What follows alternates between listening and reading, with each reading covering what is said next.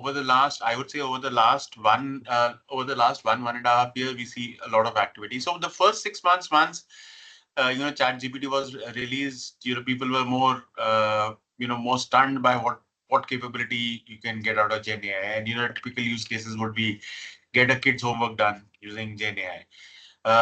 And then once people started figuring it out that there is a lot you can do around text, content, image, and voice, and everything there was trying to more and more pivot to a conversational bot who could assist a human in any of the tasks. People started evaluating it very seriously from enterprise related work. We've seen an adoption. I would say we've seen a lot of pilots happening across the board, across all industries. It's not restricted to any one industry, and I would say it's also not restricted to any one business function within an industry. So we've seen, whether there are people from the chief product officer organization or the CMO organization, or the finance organization, all of them leveraging, or the risk organization, all of them kind of leveraging the capabilities of GenAI to do a lot of proof of concepts.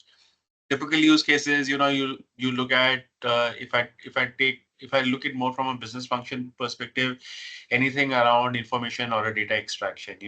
You have legal documents, you have services agreements, you want to extract data, query clauses, pull those relevant sections out and push it into a follow-up action. Those are the ones where there's a lot of work happening across all industry vertical. Then the CMO organization is a very quick adopter. They're using it extensively, right from writing product briefs, ad briefs, to generating content for those campaigns, and then drafting mails for outreach for the campaign.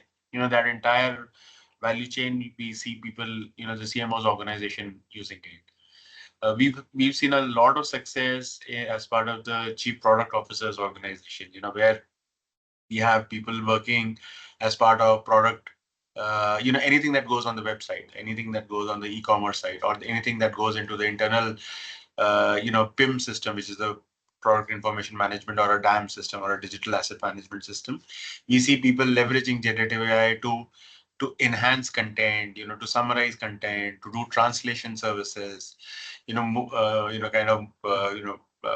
repurpose content from one language to other. So I would say, it touches every function. In some functions, adoption is on a much larger scale.